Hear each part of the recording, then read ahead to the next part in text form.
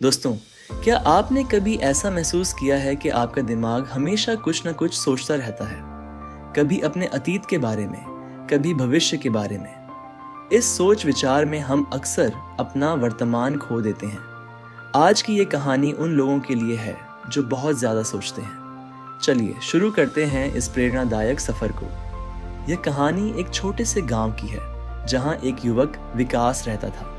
विकास अपने गांव का सबसे पढ़ा लिखा और समझदार व्यक्ति माना जाता था। उसके पास हर समस्या का हल होता था, लेकिन उसकी एक आदत उसे हर समय बेचैन रखती थी। वह था ज़्यादा सोचना। विकास के मन में हर वक्त एक कशमकश रहती थी। वह हमेशा सोचता रहता था कि अगर उसने ये किया तो क्या होगा, और अगर वो किया तो क्या होगा। उसके विचारों की इसी उलझन ने उसके जीवन को जकड़ लिया था।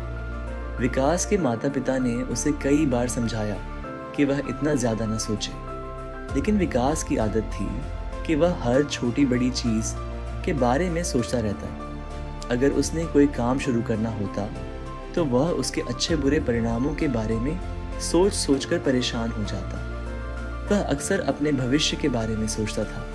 अगर मुझे नौकरी नहीं मिली तो क्या होगा, अगर मेरा करियर नहीं बना तो।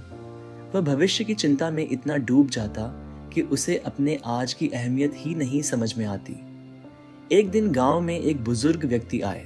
वह एक संत प्रकृति के व्यक्ति थे, जिन्हें जीवन का अच्छा खासा अनुभव था। गांव के लोग उन्हें बहुत सम्मान देते थे और उनकी बातों से प्रेरणा लेते थे। विकास भी उनसे मिलना चाहता था, इसलिए एक दिन वह उनके पास गया। विकास ने बुजुर्ग से कहा, बाबा, मेरा मन हमेशा बेचैन रहता है। मैं हर वक्त कुछ ना कुछ सोचता रहता हूँ और इन विचारों से मेरा मन परेशान हो जाता है। बुजुर्ग ने मुस्कुराते हुए कहा, बेटा, जब भी हम ज़्यादा सोचते हैं तो हम अपने वर्तमान को खो देते हैं। सोच का मकसद हमें रास्ता दिखाना होता है, लेकिन अगर हम उसमें ही उलझ कर रह जाएं तो जीवन की राह से भटक सकते हैं। समझो कि ज़्यादा सोचना ऐसे है जैसे हम एक जंगल में बिना दिशा के घूम रहे हैं। जितना सोचोगे उतनी ही गहराई में फंसते जाओगे। विकास ने बुजुर्ग की बात पर गौर किया और सोचा, बाबा सही कह रहे हैं, मेरे विचार ही मुझे गुमराह कर रहे हैं। बुजुर्ग ने फिर से कहा, चलो एक छोटा सा प्रयोग करते हैं। तुम्हारे पास एक बाल्टी पानी है, क्या तुम उसे अपने हाथ में पकड़ सकते हो? विकास ने हाँ में सिर हिलाया और बाल्टी को उठाया। बुजुर्ग ने फिर कहा, अब तुम इस बाल्टी को कुछ समय तक पकड़ कर रखो। कुछ समय बीतते ही विकास के हाथ थकने लगे। थोड़ी देर बाद उसने बाल्टी को नीचे रख दिया और कहा, बाबा, यह बाल्टी भारी होती जा रही थी, मैं इसे ज़्यादा देर तक नहीं पकड़ सकता। बुजुर्ग ने मुस्कुराते हुए कहा, बेटा, यही तो है हमारे विचारों का हाल। जैसे तुमने इस बाल्टी को लंबे समय तक पकड़ने की कोशिश की और थक गए, वैसे ही हम अपने विचारों को पकड़कर रखते हैं और उनसे थक जाते हैं। यदि तुम अपने विचारों को छोड़ दोगे तो तुम हल्का महसूस करोगे। विकास ने यह सुनकर सोचा, सच में हम अपने विचारों से ही परेशान रहते हैं। अगर मैं इन विचारों को छोड़ दूं तो मेरी जिंदगी आसान हो सकती है। बुजुर्ग ने विकास को ध्यान करने का सुझाव दिया। उन्होंने कहा, हर रोज कुछ समय के लिए ध्यान करो, इससे तुम्हारे मन को शांति मिलेगी और तुम अपने विचारों को काबू में रख पाओगे। जब तुम ध्यान करोगे तब तुम्हारे विचार शांत हो जाएंगे और तुम अपने अंदर के शोर से आज़ादी पा सकोगे। यही तुम्हें असली शांति देगा।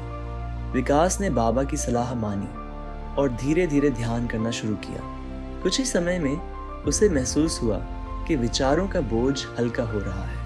वह अपनी जिंदगी में एक नई ऊर्जा महसूस कर रहा था। विकास को यह भी समझ में आ गया कि ज़्यादा सोचने का सबसे बड़ा नुकसान यही है कि हम खुद को एक अंधकार में कैद कर लेते हैं। हम कल्पना के जाल में फंस जाते हैं और हमारे जीवन का वास्तविक आनंद खो जाता है। यदि हम वर्तमान में जीने की आदत डाल लें और छोटे छोटे पलों का आनंद लेना सीख लें तो हमारा जीवन कितना सरल और सुखमय हो सकता है। विकास ने यह भी सीखा कि समय की कद्र करना और भविष्य के बारे में कम सोचना ही सच्ची खुशियों की कुंजी है। विकास ने अपने जीवन में एक नई शुरुआत की। उसने अब ज़्यादा सोचना छोड़ दिया और वर्तमान में जीना शुरू किया। वह हर दिन का आनंद लेने लगा और भविष्य की चिंता से मुक्त हो गया। उसे समझ में आया कि जीवन में असली सुख और शांति तभी मिलती है जब हम अपने विचारों को नियंत्रण में रख पाते हैं। वह अब एक नई सोच के साथ जीवन जी रहा था। दोस्तों, ये कहानी हमें सिखाती है कि ज्यादा सोचना हमें केवल तनाव और चिंता देता है।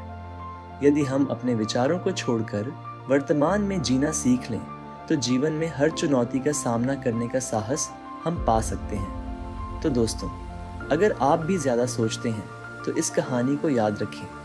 वर्तमान में जीना ही जीवन का असली आनंद है।